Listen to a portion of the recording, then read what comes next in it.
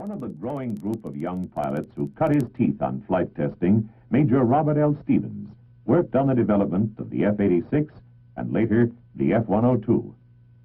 Test director of the YF-12 and SR-71 test programs, Colonel Stevens has seen flight testing grow from a seat-of-the-pants talent into a highly exacting science.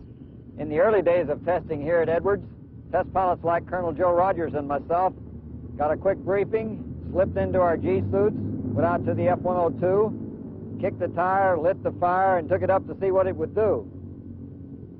But today, in the test flights of the YF-12, we have several hundred people riding along with us by way of ground telemetry and other instrumentation. In preparation for one of our YF-12 test missions, we first go through a complete pre-flight briefing of the mission. This is attended by all the participants, the test pilot and systems operator, the flight test engineer, maintenance crew chief, and the systems and data engineers. YF-12 935 should be in commission for a 1300 launch. Sergeant Peak, is the aircraft about ready to go? Real fine, sir. We've got about 10 more minutes on refueling, and then we'll load the personal equipment and be ready, sir. Very good. I guess the only thing left is the radar. Colonel Andre, what's the late reading on the radar condition?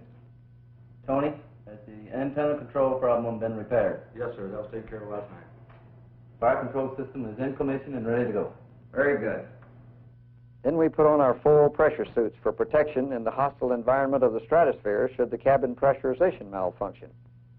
After ground checks are complete, the engines are started and the aircraft taxied to the runway for takeoff.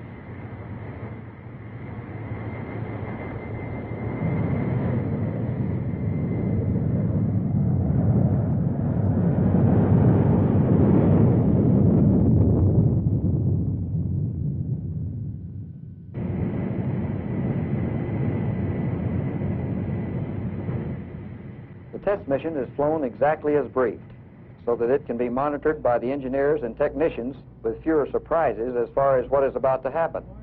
If, however, some in-flight emergency or unscheduled occurrence does take place, the in-flight and ground data systems will tell the entire story and can be very valuable to supplement the comments by the test pilot on just what occurred.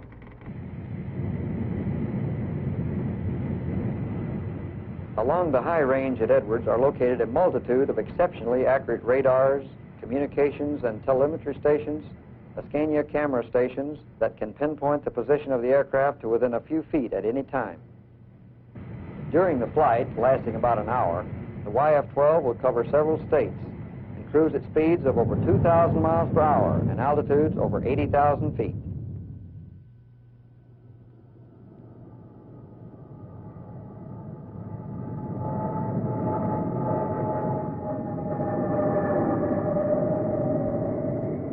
After the mission, the same people who attended the pre-flight briefing gather for the post-flight briefing, where the entire flight is recapped from beginning to end. In-flight discrepancies as well as design deficiencies are covered in detail, and the end result is a vastly improved weapons system. Generally speaking, gentlemen, the mission went pretty much as scheduled. I think it was a very successful dry run. So if everyone's here, we'll start the debriefing. Modern flight testing is an incremental business, where progress is made in small, solid steps, not bold leaps. But each step adds to our ability to move farther into the hostile environment of these unknown areas with increased confidence.